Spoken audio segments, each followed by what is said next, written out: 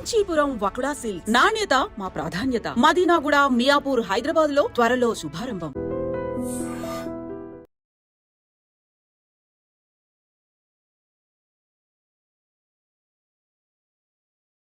చూసినప్పుడు మిగతా పార్టీల నుంచి టీఆర్ఎస్ పార్టీలోకి వచ్చినప్పుడు బంగారు తెలంగాణ కోసం వచ్చారని చెప్పారు. ఇప్పుడు వెళ్తున్న వాళ్ళు తెలంగాణ పునర్నిర్మాణం కోసం వెళ్తున్నామని చెప్తున్నారు. అయితే అక్కడ జరుగుతోంది ఏంటి అసలు? ఇలా వెళ్ళిపోయే వాళ్ళు వెళుతున్నారు. శ్రీశ్రీది ఉంటుంది కదా, పోతే పోనీ అని, అలా ఏమన్నా అనుకుంటున్నారా? అసలు ఏమనుకుంటున్నారు? ఏమవుతుంది అంటే ఇది చాలా సహజ పరిణామం అనేది కేసీఆర్ గారికి తెలుసు. ఎందుకంటే తనే ఇది మొదలుపెట్టాడు మన రాష్ట్రంలో. అంటే పెద్ద ఎత్తున మొదలుపెట్టింది తనే.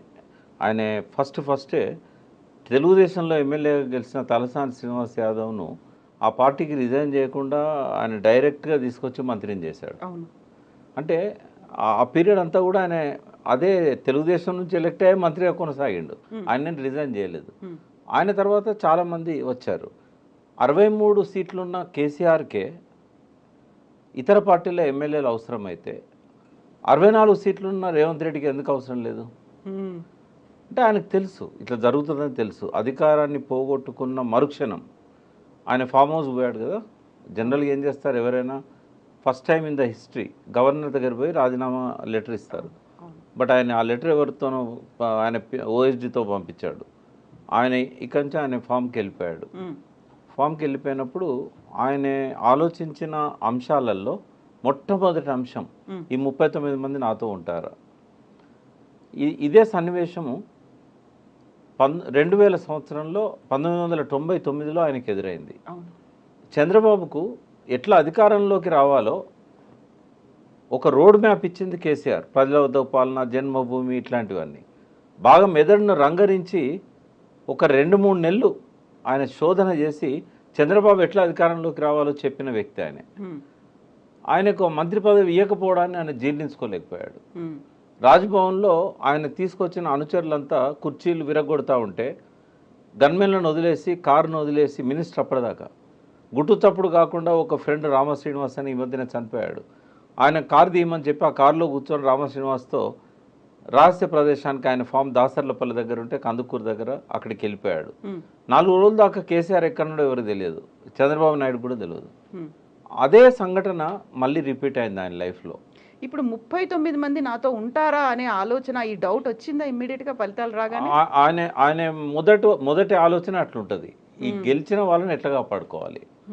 తెలుసు ఆయన ఖచ్చితంగా తెలుసు వీళ్ళెవరు ఆయనతో ఉండరు అని. పర్టికులర్గా ఉద్యమ కాలం నుంచి ఎవరైతే ఉన్నారో జగదీష్ రెడ్డి లాంటి వాళ్ళు, ఇట్లాంటి వాళ్ళు ఆయనతో ఉంటారు. బట్ ఎవరైతే వేరే పార్టీల నుంచి వలస వచ్చారో అందరూ వెళ్ళిపోతారు.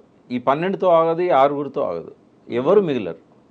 అవసరమైతే వాళ్ళందరూ కలిస్తే కనుక సంఖ్య 23 దాకా ఉందనుకోండి, 2/3 వాళ్ళకు ఉంటే వాళ్ళు విలీనం కూడా చేస్తారు ఎల్పీని, బీఆర్ఎస్ ఎల్పీ. కానీ నేనేం ఆలోచిస్తున్నా అంటే ఇవేవి కూడా కేసీఆర్ను భయపెట్టవు. బయటి వాళ్ళు అనుకుంటారు, మీడియా అనుకుంటుంది, కొంతమంది విశ్లేషకులు అనుకుంటారు. ఆయన ఇటువంటి వాటిని ముందే ఊహించే వ్యక్తి.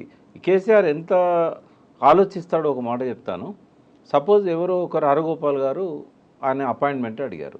హరగోపాల్ ఎందుకు తనను కలవాలనుకుంటున్నాడు, హరగోపాల్ మైండ్లో ఏం ప్రశ్నలు అయితే తనను అడగడానికి, ఇది దొరికేదాకా అపాయింట్మెంట్ దొరకదు హరగోపాల్కి. అక్కడ వాళ్ళని అడగరు, కాకుండా ఈయనే ఆలోచిస్తాడు, ఎవరిని అడగడు. హరగోపాల్ ఈ క్షణంలో నన్ను ఎందుకు కలవాలనుకుంటున్నాడు, హరగోపాల్ మైండ్లో ఎట్లాంటి ప్రశ్నలు ఉండొచ్చు, హరగోపాల్ నన్ను ఏం అడుగుతాడు కావచ్చు. ఇది ఎవరో చెప్పలేదు, హరగోపాల్ గారే మీడియాలో చెప్పారు. ఆయనే మనము ఎన్నో మనసులో పెట్టుకొని ఆయన దగ్గర పోతాం. ఆయన ఒక్క క్షణం కూడా మనల్ని మాట్లాడినాడు, బాగున్నారా అని పరామర్శించి మనం ఏం కావాలనుకుంటామో అన్నీ ఆయనే చెప్తూ ఉంటాడు. తర్వాత ఇంకేమన్నా మాట్లాడతారా అంటే మనం తెల్లముఖం వేయాల్సి వస్తుంది, మనం మాట్లాడడానికి ఏం మిగిలిన సబ్జెక్ట్ అని చెప్పాడు. ఇది కేసీఆర్ యొక్క ఆలోచన తీరు. అమ్మ ఆయన నేను ఎప్పుడు చెప్తుంటాను, ఒక స్పిరిచువల్ లీడర్ అని చెప్తుంటాను. అంటే ఆయన ఏం చేస్తాడంటే ఆయన పరాకాయ ప్రవేశం చేస్తాడు ఎవరి లోపలికైనా.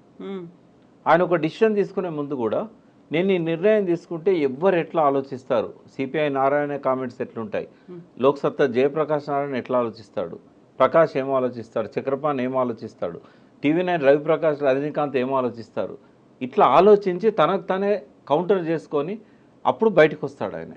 అందుకే ఎవరమైనా రోజుకు 60,000 ఆలోచనలు వస్తాయి మనుషులకి, ఎవరికైనా. 60,000 ఆలోచనలల్లో 48,000 క్వాలిటీ ఆలోచనలు కాదు, మనకు అవసరం లేని అనవసరమైనవి, ఎక్కడెక్కడనో మన మెదడు ప్రయాణించి అవన్నీ చేస్తాయి, టైం వేస్ట్ అండ్ శరీరాన్ని పాడు చేసేటివి కూడా. మనకు అవసరం లేని ప్రొడక్టివ్ ఆలోచనలు మాత్రం ఓన్లీ 12,000. అయితే ఆ 12,000 ఆలోచనలు మనల్ని ఏకాగ్రత లేకుండా చేస్తాయి. ఒక 1 మినిట్ 2 మినిట్స్ కంటే ఎక్కువగా మీరు నా దిక్కే చూస్తుంటారు, మీ కళ్ళు చెవులు ముక్కు ముఖం అంతా నా దిక్కే ఉంటుంది, కానీ నేను మెదడు మాత్రం ఎక్కడో ఉంటుంది. ఇంకా నేను మాట్లాడే మాటలకు రిలేటెడ్ అంశాల మీద తిరుగుతూ ఉంటుంది, నెక్స్ట్ అడిగే ప్రశ్న మీద తిరుగుతూ ఉంటుంది. కానీ కేసీఆర్ అట్లా కాదు. కేసీఆర్ ఏకదీక్షతో నిమగ్నమై నిమిషాలు, సెకండ్లు, నిమిషాలు, గంటలు ఒకే దాని మీద ఏకాగ్రతతో ఆలోచిస్తాడు. దాన్నే మెడిటేటివ్ పవర్ అంటారు. ఆయన ఆశ్రమాలకు పోయి మెడిటేషన్ చేయడు, కానీ ఆ ఏకదీక్షతో ఆలోచించడం, ఒకే దాని మీద ఫోకస్ చేయడం అనేది ఒక అద్భుతమైన ఆధ్యాత్మిక ఏమంటారు దాని ప్రాసెస్. అయితే ప్రకాష్ గారు, ఇప్పుడు అంత ఆలోచన చేస్తున్నారు, ఎక్కడెక్కడ ఏమవుతుంది, దానికి సంబంధించి వచ్చేటువంటి రిపర్కేషన్స్ ఏంటి, ఇవన్నీ ఆలోచించినప్పుడు ఇక్కడ అన్ని బోల్డ్ అని ప్రశ్నలు కనిపిస్తున్నాయి. నెక్స్ట్ ఏం జరుగుతుంది, ఎంతమంది వెళ్తారో, ఆపే ప్రయత్నం ఏమన్నా జరుగుతుందా, ఆ తర్వాత బీఆర్ఎస్ భవిష్యత్తు ఏమవబోతుంది, ఎంతమంది, ఇన్ని రకాల క్వశ్చన్స్ ఉన్నాయి. అన్నీ ఆలోచన చేసుకుని అక్కడే ఉంచుకుంటే మనకి ఎలా తెలుస్తుంది అసలు ఏం జరుగుతుంది అనేది? ఎవరికైనా ఏం అర్థమవుతుంది? ఆయన మెంటల్గా ప్రిపేర్ అయ్యాడు. ఎవరు మిగిలరు, ఉద్యమ కాలంలో తనతో ఉన్న వాళ్ళే మిగులుతారు. ఇప్పుడు ఎవరైతే ఊగిసలాడుతున్నారో వాళ్ళు అటే మొగ్గు చూపుతారు. ఎందుకంటే గెలిచిన వాళ్ళకు కొన్ని రెస్పాన్సిబిలిటీస్ ఉంటాయి. ఫస్ట్ రెస్పాన్సిబిలిటీ ఏంటంటే కేసీఆర్ గవర్నమెంట్లో విపరీతంగా పనులు చేయించారు, బిల్లులు పెండింగ్ ఉన్నాయి. పోచారం పోవడానికి ప్రధాన కారణం అది. కొన్ని కోట్ల రూపాయల డబ్బులు ప్రతి గ్రామంలో సర్పంచులకు, పార్టీ నాయకులకు రకరకాల పనులు ఇచ్చారు, బిల్లులు ఇవ్వలేదు. కేసీఆర్ కనుక ఎలక్షన్ల ముందే వీళ్ళందరి బిల్స్ సెటిల్ చేసి ఉంటే పోచారం పోయేవాడే కాదు. ఇట్లాంటి ప్రధాన సమస్యలు. సంజయ్ కూడా బిల్లుల కోసం పోయాడు. ఆయన డాక్టరు, ఆయన సేమ్ సామాజిక వర్గం, ఆయన పోవడానికి ఇంకో కారణమే లేదు, కేవలం బిల్లులు. అయితే ఇవన్నీ అందరికీ పెండింగ్ ఉన్నాయి. రేవంత్ రెడ్డి చాలా క్లెవర్గా వీళ్ళ బిల్లులు మాత్రం పే చేస్తలేడు. ఆయన దగ్గర ఉన్న పరిమితమైన అమౌంట్ను కాంగ్రెస్లో కొత్త గెలిచిన వాళ్ళే బిల్స్ సెటిల్ చేస్తున్నాడు. వచ్చి రాగానే రైతు బంధు కోసం పెట్టిన డబ్బులని పొంగులేటి శ్రీనివాసరెడ్డికి, ఆ వనపర్తిలో గెలిచిన ఎమ్మెల్యేకి, ఇట్లాంటి వాళ్ళకి అందరికీ ఇచ్చేసాడు. అవి రైతు బంధు డబ్బులు అవి, అందుకే లేట్ అయింది రైతు బంధు. సో అట్లా చేయడం వల్ల ఏమవుతుందంటే ప్రజలు ఒత్తిడి ఉంది వాళ్ళ మీద. మా బిల్లులు లేవమ్మా, మాకు సూసైడల్ టెండెన్సీస్ వస్తున్నాయి, మాకు ఆత్మహత్య తప్ప వేరే మార్గం లేదు. లిటరరీ పోచారం శ్రీనివాసరెడ్డి ఒక స్టేట్మెంటు, ఆయన గవర్నర్ ముఖ్యమంత్రి ఎవరికో ఒక అల్టిమేటం ఇచ్చాడు, నేను నా పిల్లలందరం వచ్చి ధర్నా చేస్తాము మాకు బిల్లులు ఇవ్వకపోతే అనే స్టేట్మెంట్ వచ్చింది పోచారం అంతకుముందు, జాయిన్ కావడానికంటే ముందు. అంటే ఈ స్థాయిలో హరాస్మెంట్ ఉన్నప్పుడు తప్పకుండా వెళ్తారు కదా, ఎవరు అవుతారు? నేను మళ్ళీ చెప్తున్నాను, ఉద్యమ కాలంలో కేసీఆర్తో ఉన్న వాళ్ళు గెలిచిన ఎమ్మెల్యేలు తప్ప ఎవ్వరూ ఉండరన్న సంగతి అందరికంటే ఎక్కువగా కేసీఆర్కు తెలుసు. కాబట్టి ఇవాళ 6 పోవచ్చు, రేపు 10 మంది పోవచ్చు, లాస్ట్కు టీఆర్ఎస్ ఎల్పీ విలీనం చేయడం అనేది రేవంత్ రెడ్డి లక్ష్యం. ఆ లక్ష్యాన్ని చేరుకునేదాకా ఆయన ఆరాధన చేస్తూనే ఉంటాడు ఈ ఎమ్మెల్యేలను. మీ ఊరికి మా ఊరు ఎంత దూరం, మా ఊరికి మీ ఊరు అంతే దూరం. కేసీఆర్ ఏం చేసిండో అదే రిపీటెడ్ యాక్షన్ ఇప్పుడు రేవంత్ రెడ్డి చేస్తున్నాడు. దీనివల్ల కేసీఆర్కి ఏం ఫలితం దక్కిందో రేపు రేవంత్ రెడ్డి కూడా అదే ఫలితం దక్కుతుంది. ఆయన కూడా తట్టబుట్ట సర్దుకొని ఫామ్ హౌస్కి వెళ్ళిపోవాల్సిందే. దానికి కొంచెం టైం ఉంది కదా, ఇంకా 5 ఏళ్ల కాలం అయితే ఉంది. 5 ఏళ్ళు కూడా ఉంటుందని ఎందుకు అనుకోవాలి? ఇప్పుడు తన టీము తను తయారు చేసుకుంటున్నాడు. ఏమైందమ్మా, 63 మందిలో ఆయనతో ఉన్నది హార్డ్లీ 30 నుంచి 35 మంది. అది కూడా ఆయన కొత్తగా టికెట్లు ఇచ్చి గెలిపించుకున్న వాళ్ళు కొందరు. ఈ 30 నుంచి 35తోనే ఆయన గవర్నమెంట్ కాపాడుకోలేడు. ఒక పెద్ద ఏమంటారు కల్లోలం ఇవాళ జరుగుతూ ఉంది కాంగ్రెస్లో, రాష్ట్ర కాంగ్రెస్ పార్టీలో. ఒక సముద్రంలో కదా సునామీ వచ్చే ముందు కల్లోల జలాలు ఎట్లుంటాయో, ఆ సునామీ రాకముందు ఉన్న పరిస్థితే ఇవాళ వీళ్ళ పార్టీలో ఉంది. కాబట్టి ఇవాళ Ponguleti Srinivasa Reddy first threat, Uttam Kumar Reddy second threat, Bhatti third threat. అక్కడనేమో అనుమానాలు మొదలైనాయి రేవంత్ రెడ్డి మీద. ఎట్లా గెలుస్తారు? బీజేపీ 8 సీట్లు ఎట్లా గెలిచింది? అందులో 4 సీట్ల మీద వాళ్ళు ఎంక్వైరీ చేసినట్టయితే ఖచ్చితంగా రేవంత్ రెడ్డి బీజేపీలో 4 సీట్లను గెలిపించాడనేది రుజువులు దొరుకుతాయి. ఈ పరిస్థితుల్లో ఒక ట్రస్ట్ అనేది ఉండదు రేవంత్ రెడ్డి మీద. అవసరానికి వాడుకుంటారు రేవంత్ రెడ్డిని. ఏదో ఒక రోజు రేవంత్ రెడ్డి ప్లేస్లో ఇంకొక చీఫ్ మినిస్టర్ వస్తాడు. ఆ పరిస్థితి వస్తుందని రేవంత్ రెడ్డి తెలుసు, ఆ పరిస్థితి వస్తుందని రాహుల్ గాంధీ తెలుసు, ఆ పరిస్థితి తీసుకొచ్చే వాళ్ళకు కూడా తెలుసు. ఆ పరిస్థితి వచ్చినాడు ధిక్కరించి కాంగ్రెస్ను, తనతో వచ్చిన టీఆర్ఎస్ ఎమ్మెల్యేలని, బీఆర్ఎస్ ఎమ్మెల్యేలని, తను టికెట్లు ఇచ్చిన ఎమ్మెల్యేలను తను 65, 62, 63 దాకా కాపాడుకోవాలి. కానీ బిగ్ డ్రీమర్ రేవంత్ రెడ్డి. ఆయన 70, 80 దాకా తన సంఖ్యను తీసుకుపోవడానికి ఎవరితోనైనా అండర్స్టాండింగ్కి వస్తాడు. ఇవాళ చంద్రబాబును దించాడు, రేపు మోడీతో ఉన్న సయోధ్యను ఉపయోగించుకొని ఆ బీజేపీ 8 మంది ఎమ్మెల్యేలను కూడా తీసుకొస్తాడు. ఆ ఈడీని, సిబిఐని తనకు దరికి రాని ఎమ్మెల్యేల మీదకి పంపిస్తాడు. ఏదైనా జరగవచ్చు. ఇప్పుడు ఏదైనా జరగవచ్చు. రేవంత్ సర్కార్కి కావాల్సినటువంటి ఆ మద్దతు ఎమ్మెల్యేల దగ్గర నుంచి లేదు అనుకున్నప్పుడు కేసీఆరే ఒక రకమైన స్ట్రాటజీని ఉపయోగించి తనకున్నటువంటి ఈ ఎక్స్పీరియన్స్ ఇంతకాలం జరిగిందంతా చూసిన తర్వాత ఆ దిశగా ఎందుకు ఆలోచించలేకపోయారు మరి? కేసీఆర్కి ఇప్పుడు ఒక మంచి సమయం దొరికిందమ్మా. ఆయన ఒకటి ఫస్ట్ హెల్తీగా ఉండడానికి రిలాక్స్ కావాల్సిన అవసరం ఉంది. రెండవది మళ్ళీ లేవడానికి వాళ్ళు ఏమంటున్నారు, వాళ్ళ పార్టీ వాళ్ళు, ఫీనిక్స్లో నుంచి కేసీఆర్ మళ్ళీ లేస్తాడు ఒక పక్షిలాగా, ఫీనిక్స్ పక్షిలాగా.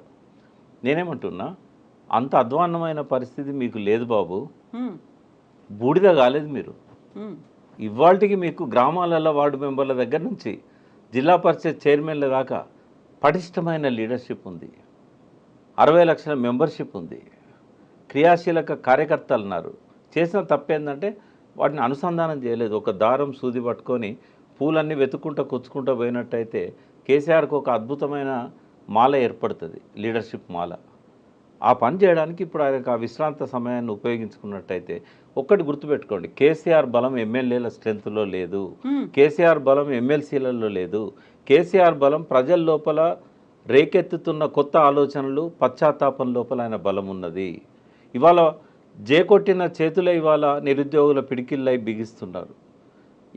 ఏ బొగ్గు గనులలోనైతే 100% ఓట్లు కాంగ్రెస్కి వచ్చినాయో ఒక్క సీటు కూడా రాలేదు బొగ్గు గనుల ప్రాంతంలో. ఆ బొగ్గు గనుల లోపలనే ఇవాళ మంట మండుతున్నది, గనులు వేలం వేసినందుకు. రైతుల లోపల అసంతృప్తి కాళేశ్వరం నీళ్లను ఏసంగి పంటలకు ఇవ్వకుండా మార్చిన నాడే మొదలైంది. మళ్ళీ ఆత్మహత్యల దిక్కు సమాజం పోతున్నది, చేనేతకారుల ఆత్మహత్యలు పెరుగుతూ ఉన్నాయి. ఇవన్నీ కేసీఆర్ బలం అమ్మ. ఈ ప్రజల లోపల వస్తున్న అయ్యో మేము తప్పు చేశామనే ఒక పశ్చాత్తాపం, అది 1% ప్రజల్లో ఉన్నా కూడా అందులో కేసీఆర్ బలం ఉంది. నిరాశ నిస్పృహల్లో కేసీఆర్ బలం ఉన్నది. అయ్యో కేసీఆర్ ఉన్నప్పుడు ఇట్లా జరగలేదే అనే ఆలోచనలల్లో కేసీఆర్ బలం ఉన్నది. ఆలోచనలే పెట్టని కోట. నేను ఇంకా కొంచెం పోయిటిక్గా చెప్తాను. తొలి సంధ్య వేళలో తన కిరణాలతోని వెలుగులు పంచి మండు టెండల్లా కొలిమిలాగా మారి అస్తమిస్తున్న సూర్యుడు రేవంత్ రెడ్డి. మసక చీకట్లు తొలగిపోతుంటే సూర్యోదయం అడుగులేస్తున్నవాడు కేసీఆర్. కాబట్టి భవిష్యత్తు కేసీఆర్ తప్ప భవిష్యత్తు రేవంత్ రెడ్డి కాదు. అయితే ఇప్పటికి ఉన్న వాళ్ళందరూ వెళ్ళిపోయిన తర్వాత, ఎమ్మెల్యేలందరూ వెళ్ళిపోయిన తర్వాత, గతంలోనే ముందు నుంచి టీఆర్ఎస్ పార్టీ కోసం పనిచేసినటువంటి కార్యకర్తల్ని నాయకులుగా ఎదవనివ్వలేదు, లేకుంటే వాళ్ళకి సరైన అవకాశాలు ఇవ్వకుండా పక్క పార్టీల నుంచి తెచ్చుకున్నారు అనుకున్నప్పుడు అక్కడ ఒక అసంతృప్తి ఉంది. ఇక్కడ నుంచి వెళ్ళిపోతున్న వాళ్ళలో ఇక్కడ ఒక గ్యాప్ అనేది కూడా ఏర్పడుతుంది. దీన్ని ఎలా ఫీల్ చేసుకుంటారు? మీరు అన్నట్టుగా ఇప్పటికే అయితే ఫామ్ హౌస్కి వచ్చిన వాళ్ళని కలుస్తున్నారు, అంతకుమించి పెద్ద కార్యాచరణ ఏమీ కనిపించట్లేదు. ఇవన్నీ అన్నప్పుడు మళ్ళీ తిరిగి ఆ బలాన్ని ఎలా పునరుద్ధరించుకుంటారు? ఒకటి, తను చేసిన తప్పులను సమీక్షించుకోవడానికి ఇది ఒక మంచి సమయం.